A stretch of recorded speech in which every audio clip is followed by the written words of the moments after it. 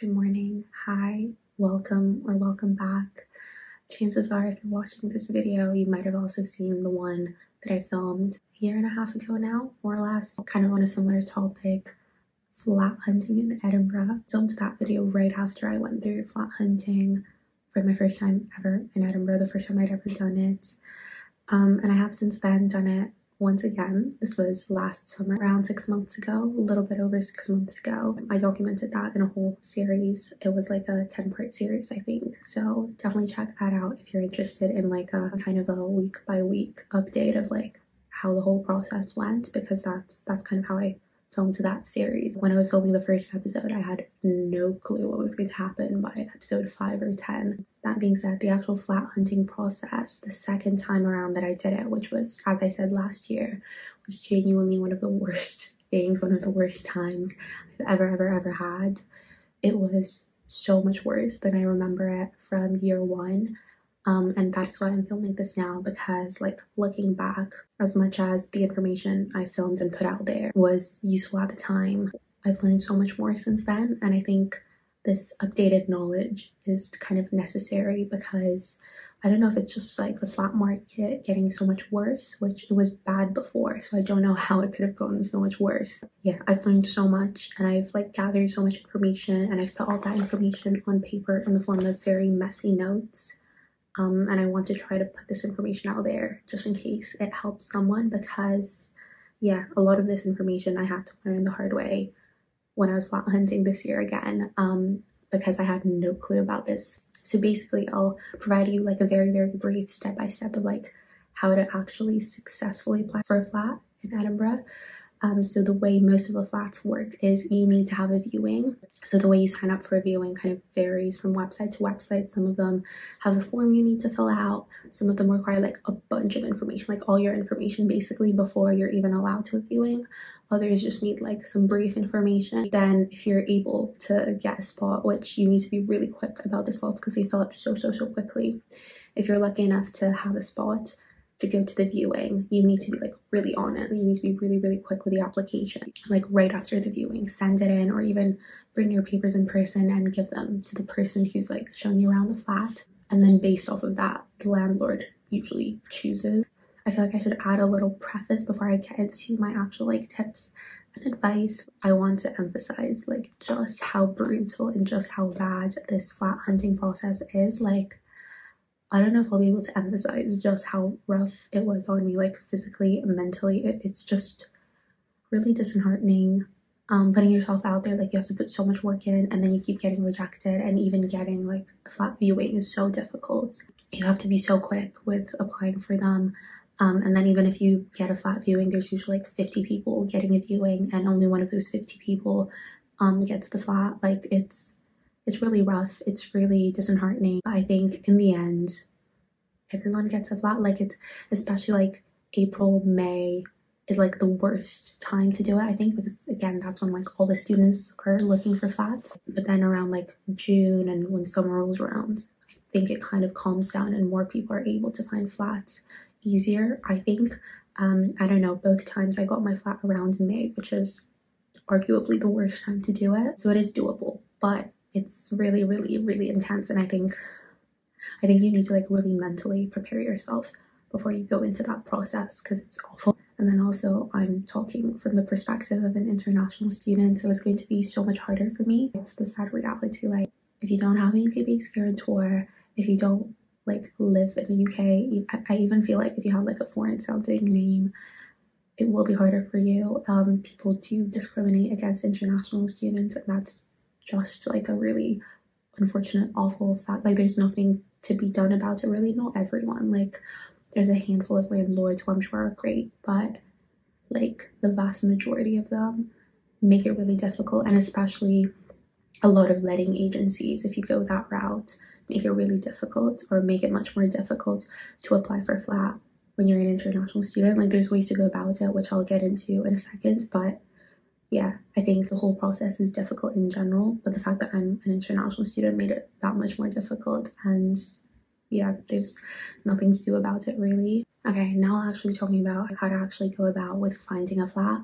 So there's two main ways to do it, and that is either getting a letting agency owned flat or a private landlord flat. Now I've got experience with both. Second year flat, so the first flat I ever rented, was rented through a letting agency, and the flat I'm currently renting is rented through a landlord. There's definitely like pros and cons to both of them. Personally, after having experienced both, at the current moment, I personally much prefer renting from a private landlord. Very briefly, I'll talk about the pros and cons of both. And so I found that it was primarily through like letting agencies that it was a lot harder to apply, especially as an international student, because they have like very specific requirements that they have oftentimes even before you like apply for the flat itself. So yeah, especially with like the guarantor stuff, they're usually very nitpicky and specific about it, and if you don't have exactly what they need, they'll make you pay like 3 to 6 months up front. I guess it is easier to like find flats through them just because it's usually a letting agency website with like a bunch of different flats you can just go through, whereas if you're going through like a private landlord, you need to privately directly contact them and like work things out with them. But that also means that in my experience they're like a lot more lenient with the documentation, and like I don't know, I think they're a bit more chill about everything compared to like letting agencies. The only exception I think is there's one letting agency website which is actually like run through a university. It's called Thomas. I will be like linking a lot of resources on the websites I'm talking about down below. This is technically like a letting agency, I think, but it's run through the university. So like the landlords and stuff who put the flats up on rent through the university website, it's like a lot easier to get a flat basically because you don't need as much information. It's like done through the uni. They have your student number and stuff. I've personally never rented through that, but I know several friends who do, and I've only really heard positive things about it. Because it's done through the uni, it also ends up being really cheap, like compared to regular Edinburgh prices. That's another thing. Rent is so expensive in Edinburgh, and it's getting so much more expensive like every year. It's actually disgusting. But yeah, if you're renting through the uni flats, as far as I'm aware, like you get a pretty good deal for most of them. I think you get this, you don't have to pay for the summer either, so the rent per month ends up being even cheaper. It's a really good deal overall, I think. But the one downside to the university flats is because it's such a good deal, they go really quickly. I'm not sure about the deadlines, you'll have to check that, but I'm pretty sure there's like one day a year that they all go on the website basically, and then they're gone within like minutes because people get them and sign up so quickly. But I think just the ease and the cost and everything kind of make up for those aspects. Yeah, so I definitely look into that. I personally don't got any experience with the university flats. All I know is like what my friends have told me, which is mostly good thing. But any other letting agencies, honestly, I just don't have a good experience with. On the one hand, you have letting agency websites, and that's how you get the flats from the letting agencies. Then to rent from a private landlord, there's like different websites to do that, which again I'll be linking down below. You can honestly look anywhere, even places like Gumtree and Facebook and stuff. Like I know some friends who have found flat in like the most random places, and it's always possible. One extra little thing I wanted to add with the actual like flat hunting, and that is that there's loads of websites like Zoopla and CityLets and like a few more. Personally, I think those are quite good to like find the letting agency's websites to then look for flats. But from my experience, by the time a flat is actually already up on like Zoopla, it's already off the market. Like, so the way it works is you go on Zoopla, and then like when you want to sign up for a viewing, which is what you usually have to do to be able to even apply for a flat, by the time you're like redirected to the original letting agency website, like all the spaces are booked because they usually put the flats up on the website first, and then it's like 24 hours after, I think, usually before the actual flat is put up on those secondary websites like Zoopla. As much as that's a resource you can use, I definitely would not use it as like my main place to look for flats because you most likely won't find anything on there. And then with the actual like application form, so it kind of differs. So, like different letting agencies have different rules and how you apply and stuff, and they'll usually have that on the website. So I'd recommend just having like a little note in your notes app or like an Excel spreadsheet or something where you like list out all the letting agencies that you regularly check on, and like how to apply for them if that's not obvious from the website. But personally, I found that the most effective way to get flat viewings, if at all possible, is to actually call them up. If they have a form, like an online form to sign up for a time slot, that's fine. Just do it that way. But then a lot of places, there's just like an email form, and like I know people who sign up through email forms and they would like never get flat viewings.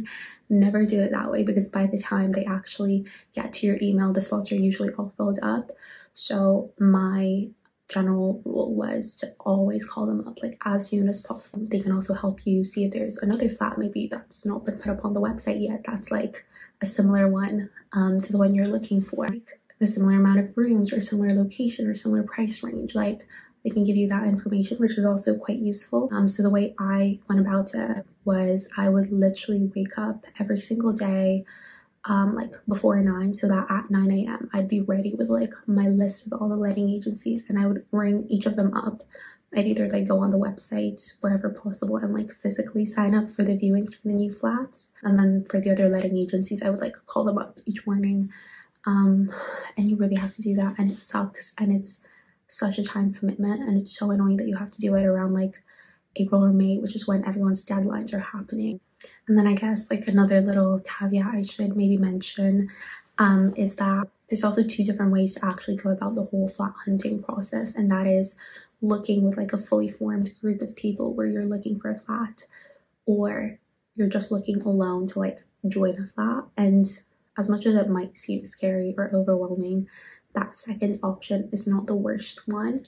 And with both options, something that I'd highly recommend, even though I know it's quite stressful, especially if you're first year and you don't know many people who are above you, to like befriend people who are older than you, who have got flats, who are potentially moving out of their flats, or like some of their flatmates are moving out and they'll have like an empty room or 2 empty rooms. That is a really good way to get into a flat situation. There's a big chance that the rent will be lower, or it'll still probably be potentially like lower than what you're currently looking for. Yeah, so either by word of mouth or like knowing people, seeing people on Instagram or Facebook or anywhere posting about it. There's a Facebook group called Meadows Share where like people from Edinburgh post different things. Like it's a really wholesome community. But a lot of the time, if people are looking for a flatmate, they'll post about it there. So that's a great place to look. I'm pretty sure there's also a university website. I don't think people use it that often, but I have seen like a few offers on there of like people posting about looking for flatmates. So I'll link that down below as well. Maybe more people will be using it this year. I think being very flexible with your flat hunt is really important. Don't have a group of people you're moving in which was like set in stone, because honestly the bigger the group, also the bigger the chance that that group will like break apart, because it's harder to find bigger flats than smaller flats. I think if it's just one person, or if it's like 2 people, it might be a lot easier to find an existing flat that's looking for 2 new flatmates or people to move into. So I'd say definitely don't cross that off. That is a fantastic option. And again, that way you're a lot less likely to have to go through the stress of like going to flat viewings, like applying, having to fill out like a bunch of forms. You'll only have to fill out the documents of like moving into the flat.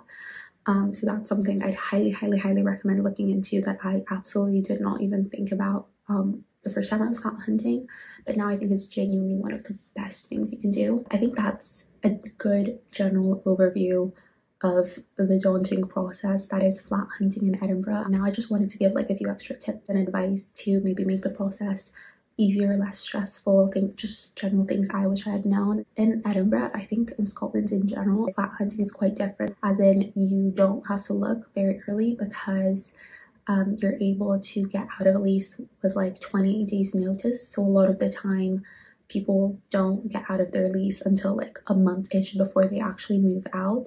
So there's no point in looking for flats like in September, October, November, like some of my friends who are sitting in England are doing, because that's just not the way things work in Edinburgh. I think most people start actively flat hunting like April, May. Like May is when it gets really intense. And I know people have started looking earlier, but the thing is there's less competition, but there's also less flats on the market. And a lot of the time, depending on like the type of flat you find, you'll be forced to pay rent earlier. And I don't know, a lot of student accommodation options, you have to pay for them till like beginning of June, for example. so you don't really want to be paying for like both May and June for both flats. That makes sense. So timing it is really difficult. I think May is when most people are looking and when it gets like the most intense and the most stressful, but also when most of the flats are going up on the market, so that makes it a bit easier too.